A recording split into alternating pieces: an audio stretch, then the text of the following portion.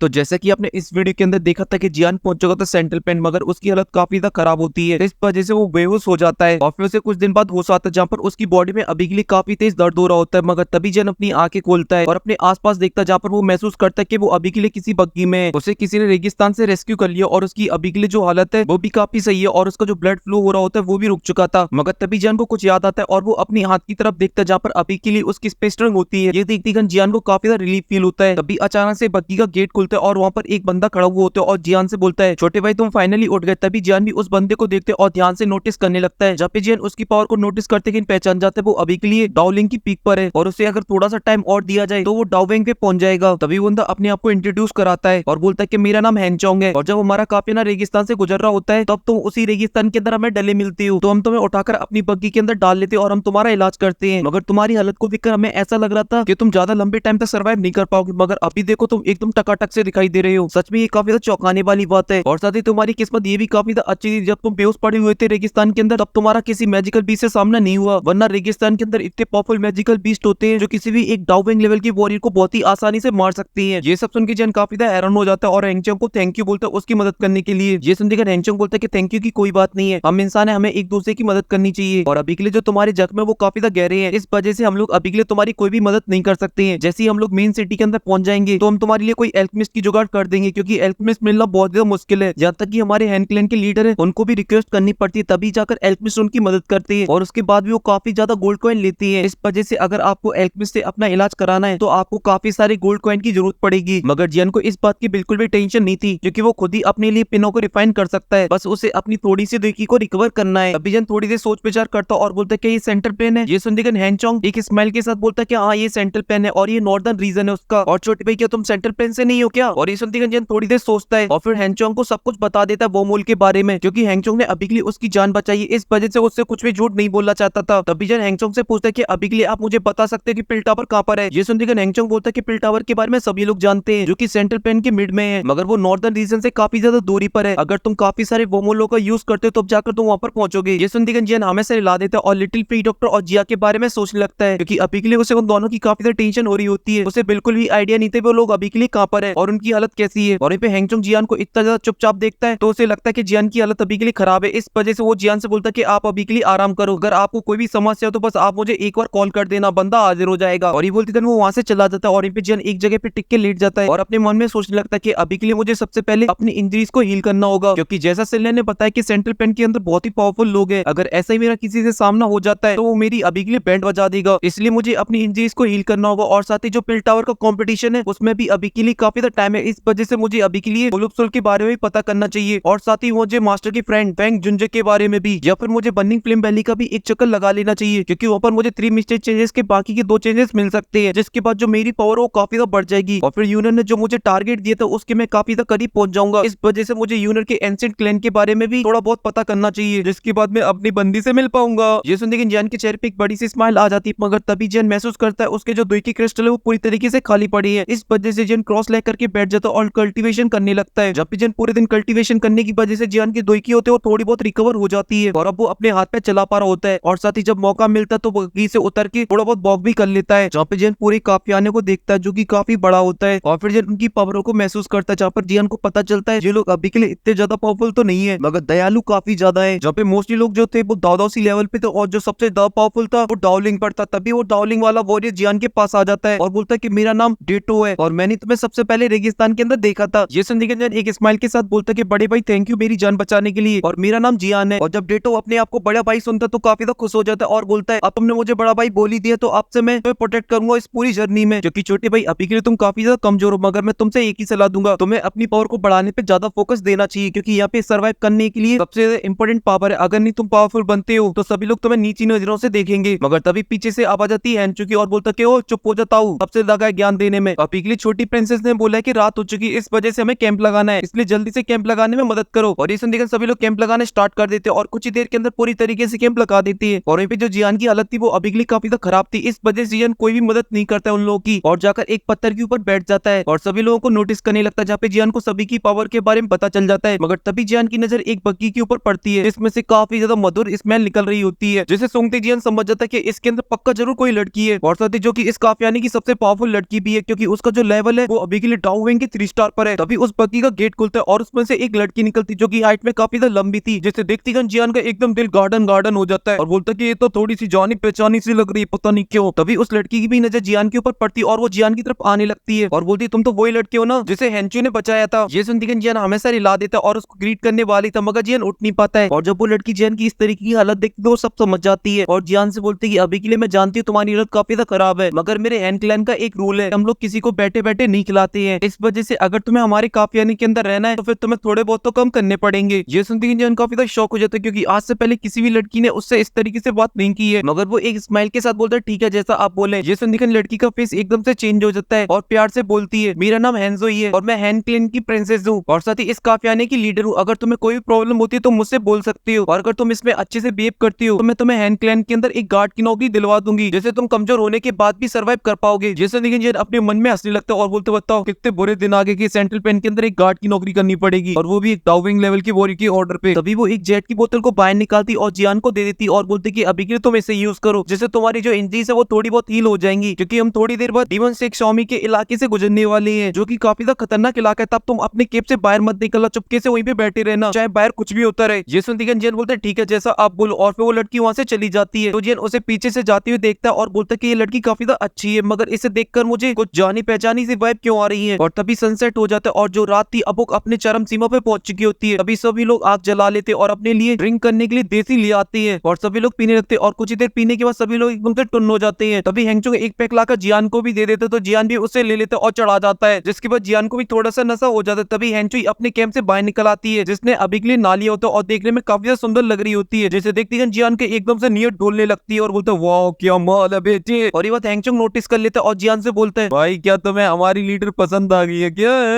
ये सुनते जियान बोलता है अरे नहीं नहीं ऐसी बात नहीं है। अभी हेंगचो बोलता है अरे कैसी बात कर रहे हो, यहाँ पर जितने लोग हैं सभी के सभी उनके पीछे बावले हैं, मगर वो हम सभी लोगों की औकात के बाहर है, शायद तुम्हारी भी औकात से बाहर है, क्योंकि वो इतनी छोटी सी एज के अंदर ही डाउविंग बन चुकी है और हम लोग तो बेचारे मामूली से लोग हैं, इस वजह से अपन सिर्फ सपने देख सकते हैं, इसलिए सपने देखने में कोई प्रॉब्लम नहीं है। तभी हेंसो सभी लोगों से बोलती कि सभी लोग ज्यादा ड्रिंक मत करना, क्योंकि कल हम लोग बहुत ही खतरनाक मोड पे जाने वाले हैं। ये सुनकर सभी लोग हमें सर ला देते हैं और ये सुनकर हेंसो यहाँ से चली जाती है। अभी के लिए इस वीडियो को यहीं पे खत्म करना होगा, क्योंकि जिस टाइम मैं अभी के लिए इसे रिकॉर्ड कर रहा हूँ उसी टाइम मुझे एक मेल आया है और वो मेल कोई भी यूट्यूबर देख लेगा तो उसकी डर के मारे सुसु निकल आएगी, क्योंकि वो मेल है स्ट्राइकर को और अभी के लिए मेरा बहुत ज्यादा दिमाग खराब हो चुका है। इस वजह से अब मैं इसको आगे कंटिन्यू नहीं कर सकता हूँ वीडियो को, क्योंकि इस पे भी कॉपीराइट स्ट्राइक आ सकती है और मेरा चैनल ये भी टर्मिनेट हो सकता है। मगर मैंने आप लोगों से प्रॉमिस किया था कि मैं नेक्स्ट पार्ट जरूर लेकर आऊंगा, इस वजह से मैं अपनी 7 साल की मेहनत को रिस्क में डालकर ये वीडियो अपलोड कर रहा हूँ। पता नहीं कुछ दिनों से क्या चल रहा है मेरे साथ, पहले देसी मसाले एनिमे का मोनेटाइजेशन डिसेबल हो गया और फिर उसके बाद इस पर आया तो इस पे स्ट्राइक ही आ गई। क्या कुत्ती किस्मत है मेरी। और अगर कोई इसके बारे में जानता है, कोई मेरी हेल्प कर सकता है तो मुझे इंस्टाग्राम पे डीएम करना। और अभी के लिए इस वीडियो में सिर्फ इतना ही, मैं मिलता हूँ आपसे पता नहीं कौन सी वीडियो में।